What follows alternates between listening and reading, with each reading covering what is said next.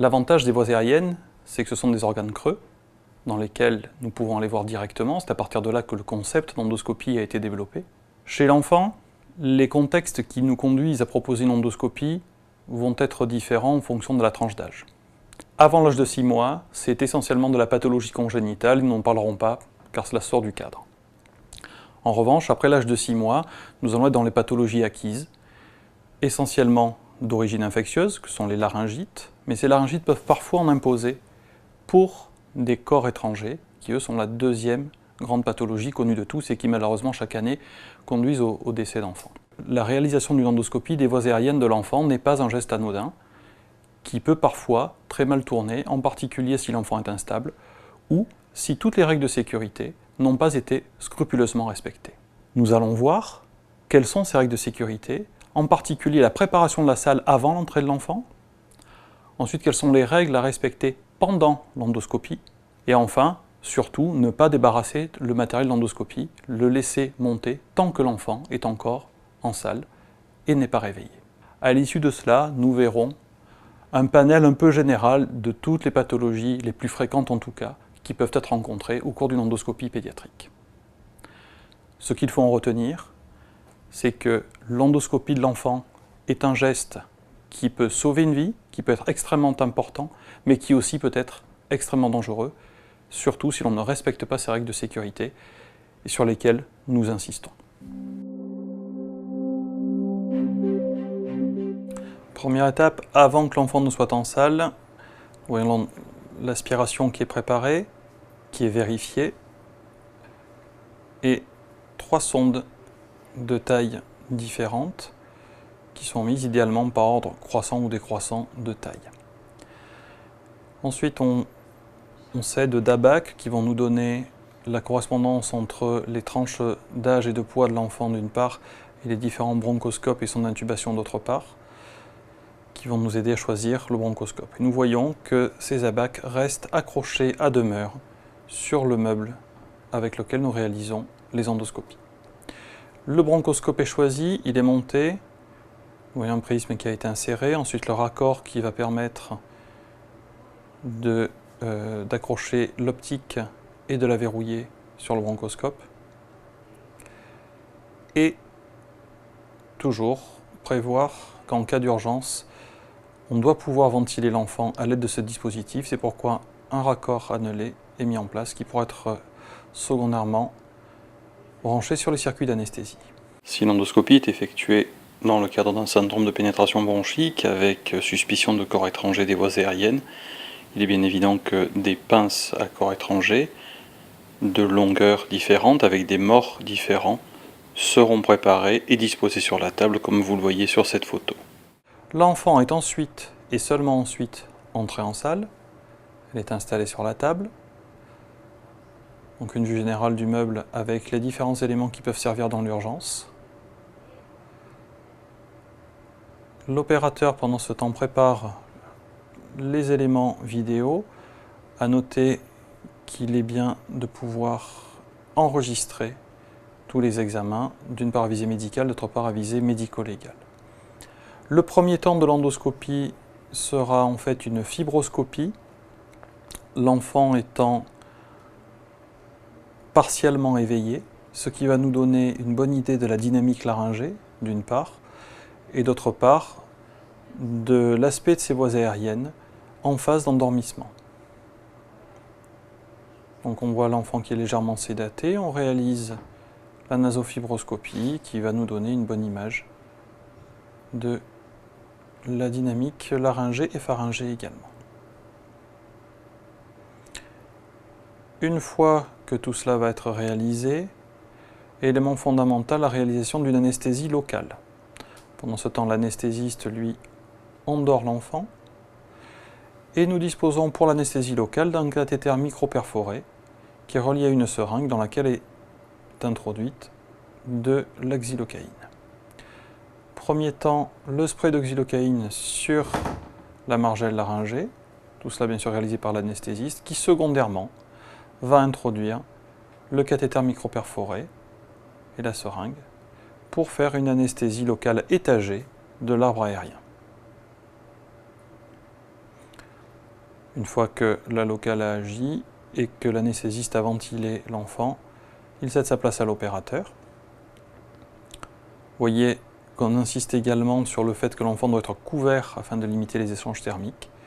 Une sonde nasopharyngée est mise en place qui permet d'apporter les gaz frais, aussi bien anesthésiques que l'oxygène, et commence l'endoscopie, toujours pour un temps d'aspiration. On inspecte ensuite la région supraglottique. On réaspire alors souvent un petit peu dans la région sous-glottique et on pratique ensuite l'endoscopie dans la région sous-glottique et potentiellement jusqu'à la carène. Et parfois on peut avoir, comme c'est le cas chez cet enfant, une sténose qui nous empêche de progresser. Une fois que l'endoscopie est réalisée, et s'il y avait un corps étranger, que le corps étranger est enlevé, on attend que l'enfant soit éveillé et soit sorti de salle afin de pouvoir enlever le bronchoscope et le démonter. Nous allons envisager un rapide survol des différentes pathologies qu'on peut rencontrer dans le cadre d'une endoscopie. Nous avons choisi pour cela un ordre qui va être simplement l'ordre de progression du fibroscope, à savoir l'ordre anatomique. Tout d'abord, le vestibule laryngé, avec bien sûr les laryngomalacies qui sont les anomalies supraglottiques les plus fréquentes. Nous voyons un enfant ici portant une laryngomalacie avec un magnifique tirage.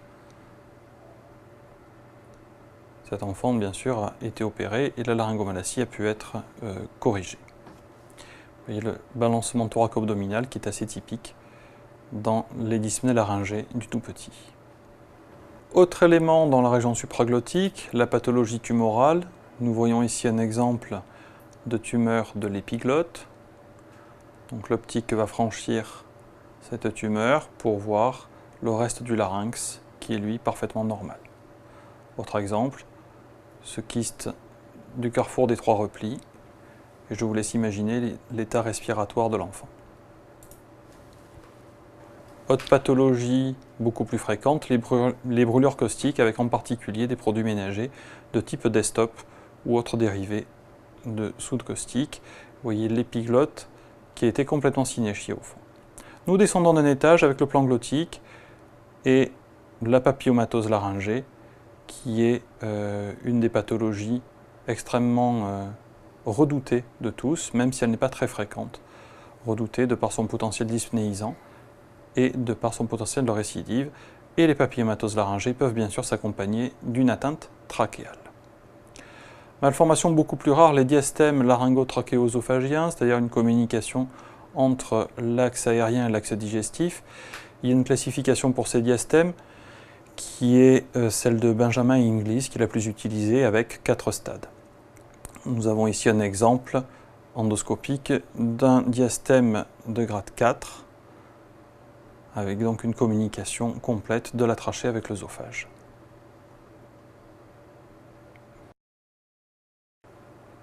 Voici un exemple de paralysie laryngée bilatérale en ouverture. Vous voyez que la fermeture du plan glottique ne se fait pas. L'enfant essaye de fermer son larynx, mais n'y parvient pas. Et ces formes-là sont très difficiles à diagnostiquer.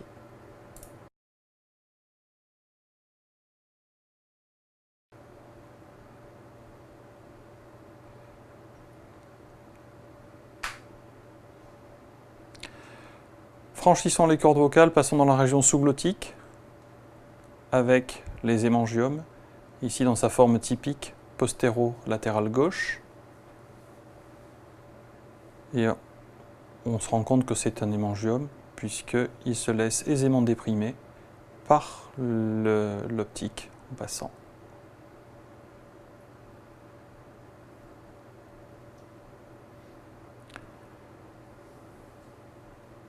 Forme un peu moins typique, mais qu'on retrouve néanmoins assez fréquemment. C'est une forme bilatérale, droite et gauche. Et là aussi, les deux lésions se laissent parfaitement repousser par l'optique. Beaucoup plus rares, les kystes sous-glottiques qui peuvent être congénitaux, comme c'est le cas de celui-ci, ou acquis, Et dans les cas des formes acquises, on retrouve dans les antécédents une intubation de l'enfant au cours des semaines ou mois qui ont précédé. Les pathologies infectieuses avec les laryngites sous-glottiques, nous voyons ici une forme dyspnéisante, mais il y avait à l'anamnèse un gros doute avec une possibilité de corps étranger, c'est pourquoi cette endoscopie a été réalisée. Nous voyons que c'est une forme bactérienne puisqu'il y a des dépôts blanchâtres tout le long. Les laryngites peuvent être également post-intubation, c'est le cas pour cet enfant et vous voyez l'empreinte qu'a laissée la sonde d'intubation dans le larynx et la très importante réaction inflammatoire qui s'est faite autour de la région de la sonde. Cela fait le lit bien sûr des sténoses qui peuvent être glottiques comme dans ce cas ou sous-glottiques et ces sténoses peuvent être acquises ou congénitales. Passons à la pathologie trachéale avec le premier élément qui est la trachéomalacie. La trachéomalacie qui est définie par une modification du rapport entre la circonférence réalisée par les anneaux cartilagineux d'une part et la largeur du mur postérieur de la trachée d'autre part, comme vous le voyez sur ce schéma. Nous en avons un exemple ici, sur un enfant chez qui vous voyez une fistule à la paroi postérieure, donc c'est typiquement un enfant qui était porteur d'une atrésie de l'œsophage opérée. Autre forme, où vous voyez la paroi postérieure de la trachée qui vient quasiment mouler la paroi antérieure. Passons aux compressions extrinsèques qui peuvent être soit réalisées par une tumeur, comme c'est le cas ici, soit parfois par des éléments vasculaires, comme nous le voyons. Nous voyons très bien battre à la partie inférieure et gauche de la trachée une crosse de l'aorte qui vient comprimer et qui entraîne parfois donc des troubles respiratoires.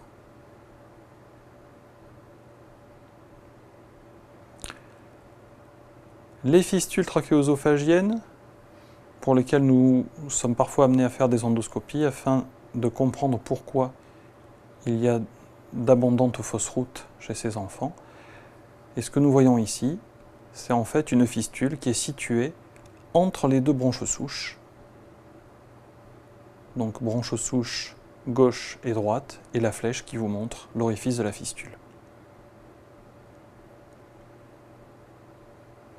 Toujours dans le cas des fistules, fistule congénitale, marquée par ce petit symbole bleu. Et lorsqu'on introduit un cathéter par cette fistule, là nous sommes dans le versant œsophagien, vous voyez le cathéter qui a été mis en place par la trachée. On peut également avoir des sténoses trachéales qui peuvent être là encore congénitales ou acquises.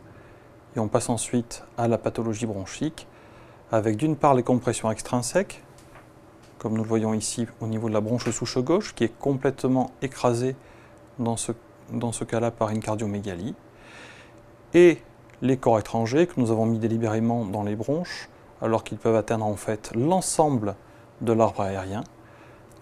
Pourquoi le mettre dans les bronches? Parce que les plus fréquents sont des corps étrangers de petite taille qui peuvent rentrer jusque dans les bronches souches.